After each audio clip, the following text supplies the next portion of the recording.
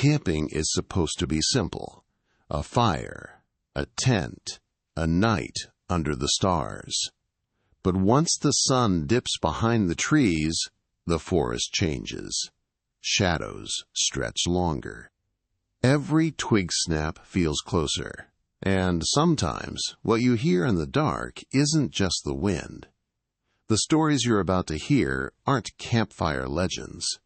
They come from real campers, hikers, and rangers who walked into the woods expecting peace and left with memories they still can't explain. So zip up your tent, keep your flashlight close, and settle in. Here are 5 creepy, true camping horror stories that really happened. Story 1. In the summer of 1997, 2 college friends set out on a week-long camping trip in Oregon's Mount Hood National Forest. Both of them had grown up hiking and fishing in the Pacific Northwest. They knew how to read a compass, start a fire in damp weather, and handle themselves in the backcountry. By the second night, they felt comfortable, too comfortable, maybe, moving deeper into the woods where the trails grew faint and the forest swallowed sound. They found a clearing about 50 yards off the main path, tucked between towering pines. The site felt perfect. Flat ground, thick tree cover overhead, and just enough breeze to keep the bugs away. They pitched their little 2-man tent, boiled beans over a camp stove, and spent an hour trading stories by the fire. The forest around them seemed peaceful, the glow of the flames flickering across the trunks like lanterns in a cathedral of trees. By the time the fire burned low, the silence felt heavy, the wind died down, and the night closed in. They zipped themselves inside their tent and stretched out in their sleeping bags, the nylon walls rustling faintly whenever one of them shifted. Sometime around 3 a.m., one of them woke with a start. At first, he wasn't sure why. The woods outside were quiet. No owls, no crickets, not even the distant rush of wind. Just silence, thick and oppressive. Then he heard it. A crunch. Another. The sound of footsteps on pine needles. Not a squirrel skittering, not a deer bounding away. These were heavy. Slow, deliberate. Each step placed with care, one after the other, moving just outside the thin fabric of their tent. He nudged his friend awake, whispering, "Do you hear that?" Both of them held their breath, listening. The steps circled halfway around the tent, stopped, then resumed on the other side. Whoever, or whatever it was, they weren't wandering. They were pacing, studying the tent.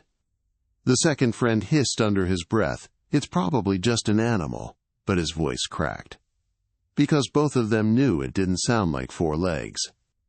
The rhythm was wrong. This was a person. For nearly a minute, the pacing stopped. The silence was worse than the noise. Then, from directly behind their heads, another crunch. Closer this time. Too close. Their nerves broke. They clicked on their flashlights, the beams instantly flooding the nylon walls, throwing strange, shifting shadows outside. One of them yanked the zipper down and thrust the light out into the clearing. Nothing. The trees stood motionless. The clearing looked exactly as it had when they'd gone to sleep. No movement. No eyes glinting in the dark. Just the empty hush of the forest. They waited, hearts pounding, scanning every inch of the woods. But the footsteps never returned. Finally, after what felt like an eternity, they zipped the tent closed again, telling themselves it had to be their imagination. Still, neither of them slept deeply for the rest of the night. At first light, they unzipped the flap and stepped outside. The ground around the tent was soft, pine needles and loose dirt that should have shown every mark of movement. But the area was spotless. No tracks, no impressions, not even the scuff of a shoe or paw. The 2 friends broke camp quickly that morning. Neither wanted to say it aloud, but both knew they'd heard something real. When they returned to the ranger station a few days later, one of them mentioned the incident casually to the ranger on duty, expecting him to laugh it off. Instead, The ranger's face went serious. He paused, then said he'd heard the same thing before. Campers waking in the dead of night to the sound of footsteps circling their tents, always between 2 and 3 a.m., always the same steady pacing. Always gone without a trace in the morning. The ranger didn't file a report, he just gave them one piece of advice before they left. His voice was low, almost a whisper. If you ever hear it again, don't unzip the tent. Don't go looking. Whatever's out there, it doesn't want to be seen. Story 2, The Abandoned Campsite, Yellowstone, 2006. In the summer of 2006, a Yellowstone backcountry ranger was making his usual patrol along one of the lesser-used trails when he came across a campsite that stopped him cold. At first glance, it looked ordinary enough. A fire burning low, a tent pitched neatly near the tree line, gear scattered on a picnic table. But as he stepped closer, the hairs on the back of his neck rose. Something was off. The fire wasn't just smoldering. It was alive. Flames licking fresh wood popping as sap burned. A pot rested over the fire, food still bubbling inside, steam curling upward into the night air. On the picnic table, 2 plates sat side by side, each with half-eaten meals, utensils laid neatly down mid-bite. A backpack lay unzipped, its contents spilling into the dirt. It was as if the campers had simply stood up and walked away in the middle of dinner. The ranger called out, expecting voices to answer from the woods. His voice echoed into the trees and came back empty. The only sound was the low crackle of the fire. He did a slow sweep of the area. The tent was zipped shut, and when he pulled the flap back, his unease deepened. Sleeping bags were unrolled, as though waiting for someone to climb inside. A flashlight lay on one of the mats, still switched on, its beam aimed uselessly into the nylon wall. Just outside the flap sat a pair of hiking boots, clean and dry, their laces undone. Whoever left them there hadn't planned to go far. He checked the backpacks inside the tent. Maps, trail guides, and personal items lay neatly in place. There was even a journal, its entries written up until that very day. Descriptions of hikes, notes on wildlife sightings. Nothing unusual. The last entry ended abruptly, a line breaking off mid-sentence, as though the writer had been interrupted. What unsettled him most was the ground itself. The soil was soft from recent rain. Around the table and fire he could see faint scuff marks where people had walked. But beyond that, nothing. No trail of footprints leading out of camp. No drag marks, no signs of a struggle. It was as if the campers had stepped out of existence a few feet from where they sat. The ranger reported the find immediately. By nightfall, a search team had been dispatched. Dogs were brought in, eager and alert at first, but they lost the scent within yards of the campsite, circling and whining as though whatever they were tracking had simply evaporated. Thermal cameras scanned the forest, picking up nothing but cold trees and colder rock. Rangers shouted the campers, names until their voices were hoarse, but the forest gave no reply. The search stretched into the next morning, then the next. Still no trace, no clothes, no remains, no signs of wildlife intrusion. Eventually, the site was dismantled, the belongings tagged and stored, the food scraped into evidence bags. The official record listed the case as unresolved. The names of the missing were kept quiet. Their families, if they ever received answers, never shared them.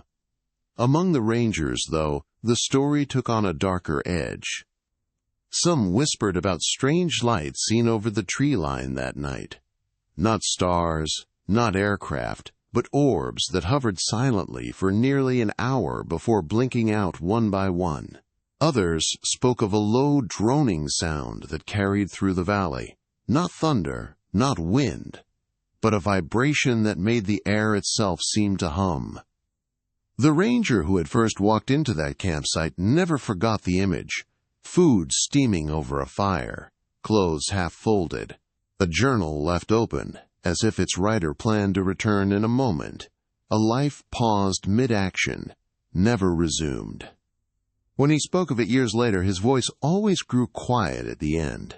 "I've seen plenty of strange things in Yellowstone," he said, "but that night I felt it.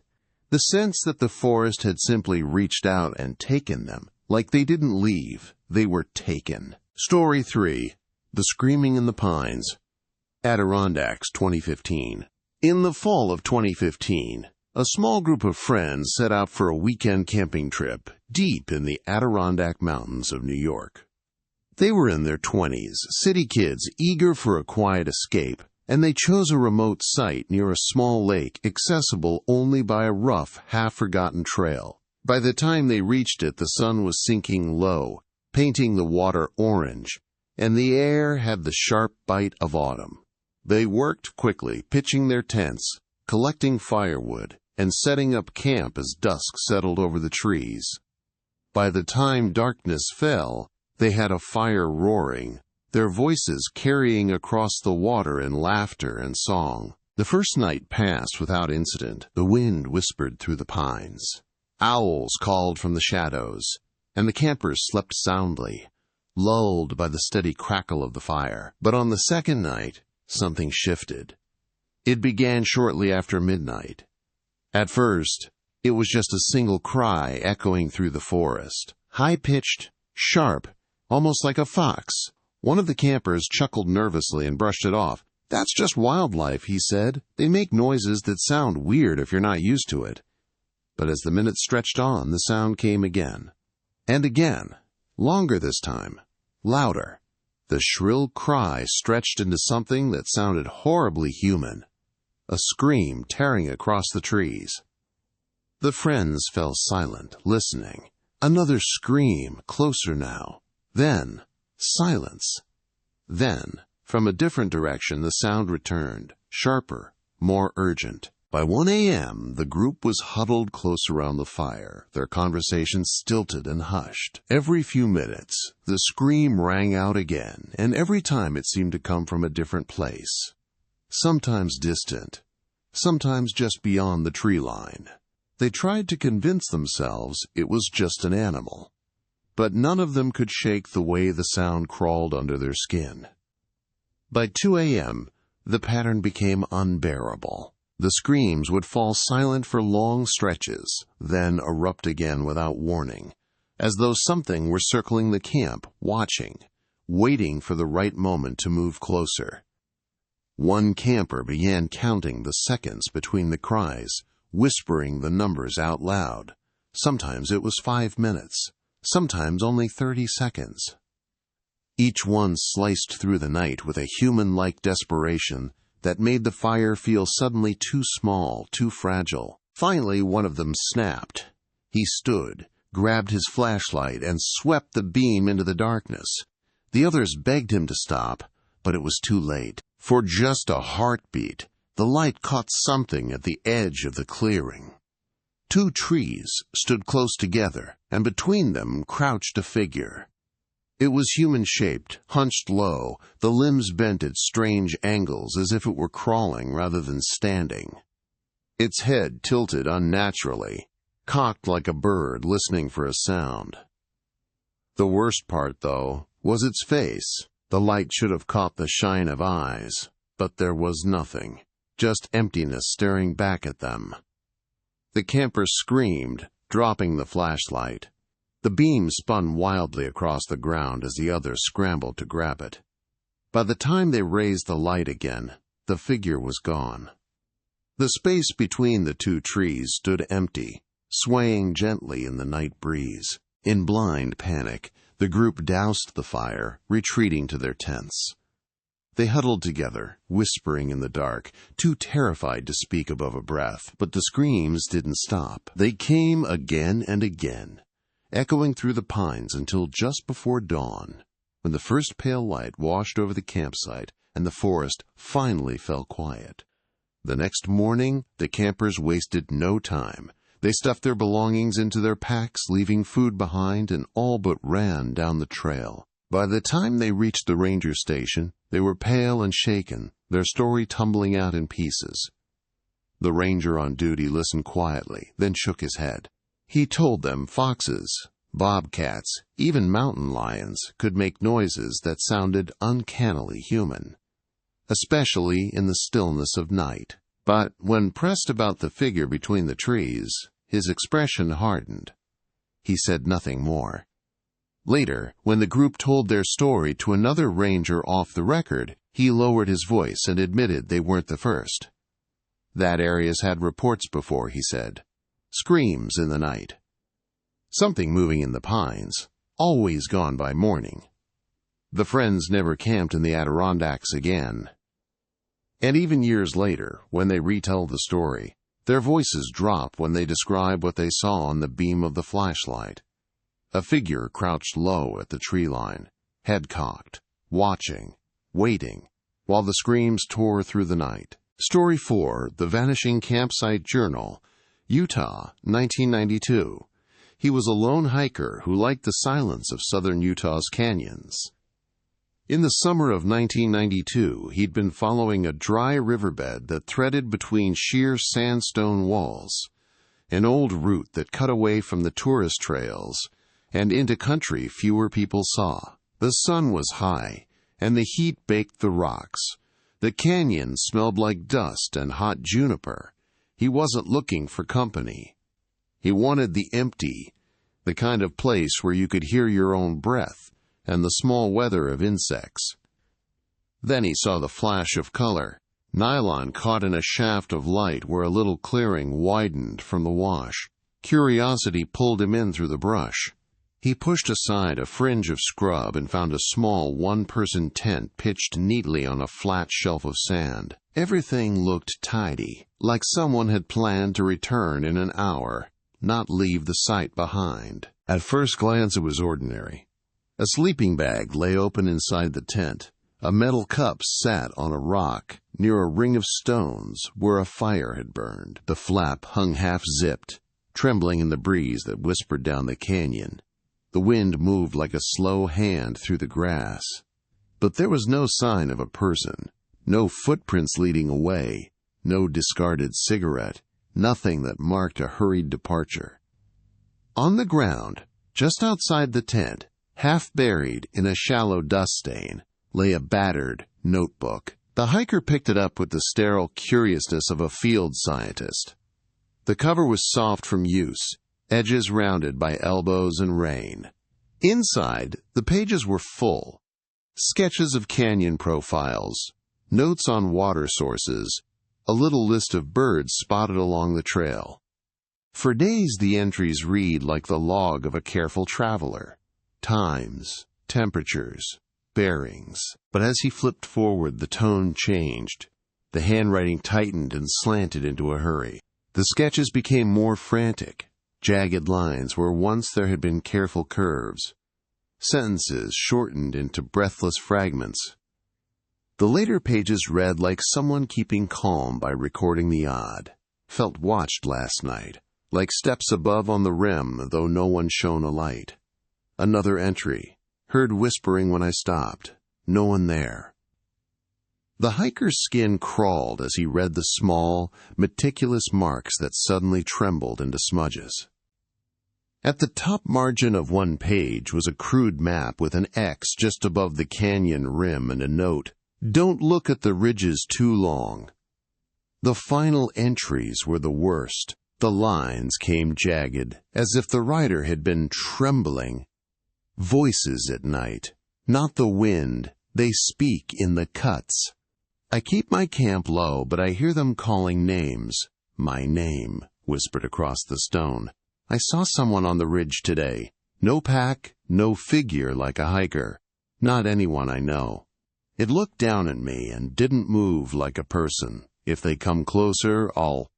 The last sentence stopped mid-scratch, ink trailing into a blot. He closed the notebook with a hand that wasn't steady. The cup still held a ring of dried coffee. He called out into the canyon, voice bouncing off high walls. Nothing answered but the canyon's cool hollow. He walked the immediate area again and again, edging into alcoves and scanning the rim. but there were no footprints leading away and no sign of a second person. The tent and gear were intact, nothing missing that would explain a simple departure. He reported it at the nearest ranger station, notebook in hand.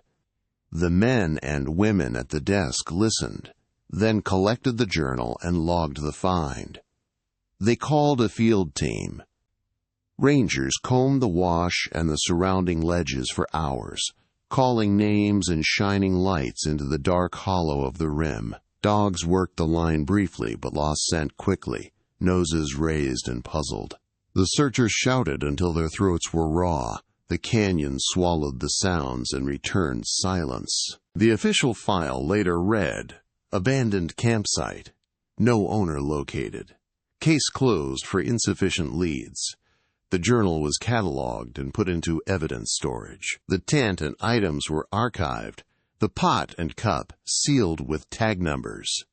Publicly, the case remained anonymous.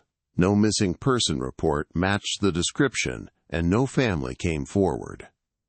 But in the station's back room, where old rangers poured coffee and traded stories that never made the daily log, the journal became a different thing.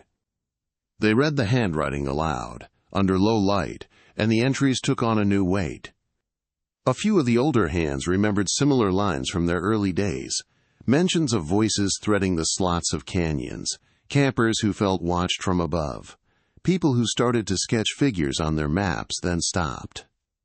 Some speculated sensibly: disorientation, a panic flight into the heat, the hiker walked to a road and was never found. Others offered grimmer takes, that the canyon makes echoes of itself, and sometimes those echoes say words humans can't account for, that the canyons keep people, that the rim looks down and sometimes someone looks back.